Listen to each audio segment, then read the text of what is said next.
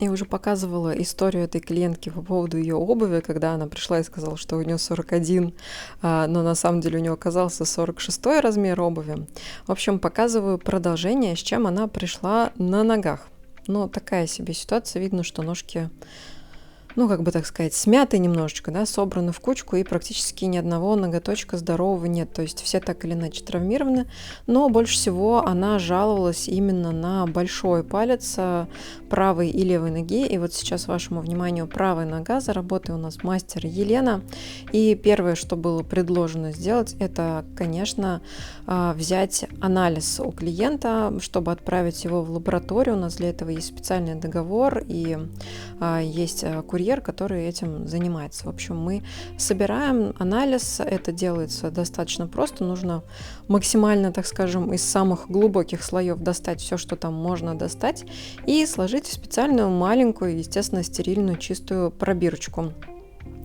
Набираем аккуратно, это иногда бывает сложно, чтобы ничего никуда не отвалилось, иногда это выглядит вот так, как вы сейчас наблюдаете, то есть прям можем спиливать в эту пробирку, то есть задача собрать как можно больше материала для того, чтобы там в лаборатории уже было из чего высеивать.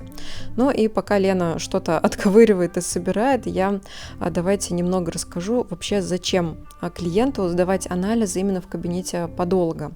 Проблема заключается в том, что когда к нам приходят клиенты, мы понимаем, что неплохо бы сдать анализ и вообще в идеальном мире отправить к дерматологу. Доходимость такого клиента туда, куда мы его отправили, она стремится, ну, не то чтобы к нулю, но, в общем, не к небольшому проценту. Люди, к сожалению, не склонны выполнять прям вот рекомендации. Это единицы, кто делает так, как мы говорим. И мы заметили такую неположительную динамику, что люди просто банально не доходят. То есть она приходит еще раз, ты ее спрашиваешь, как вы сдали анализ, она такая: ой, вы знаете, я вот там что-то не успела, приболела, много было работы и любые другие варианты.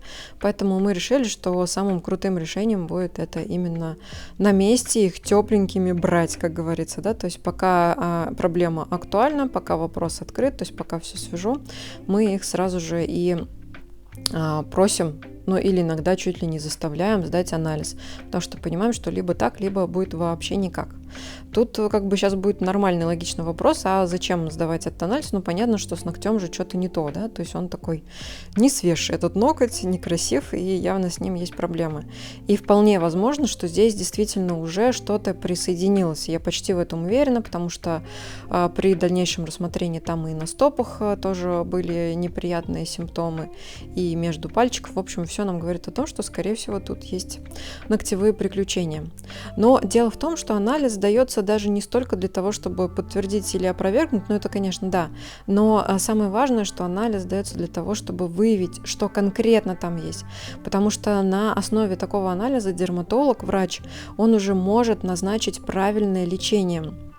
Потому что один препарат будет работать для одной группы грибов, другой будет для другой. И вот чтобы за просто так не лечить человека, ну, то есть всем подряд или чем-то просто посильнее, и чтобы не причинять вред его здоровью, вот все-таки рекомендуется сдавать именно анализ.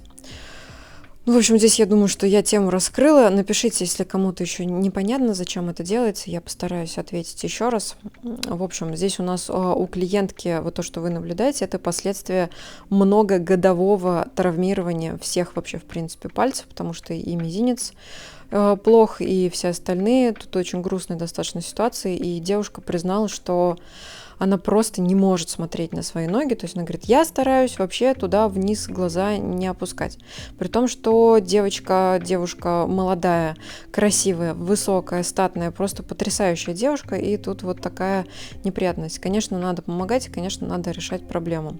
Самое прекрасное, что она это осознает, и вот теперь она готова, она решилась, и мы будем заниматься этим вопросом и постараемся приложить максимум усилий к тому, чтобы эту ситуацию решить. И это была только одна нога, она правая, и у нас есть еще левая.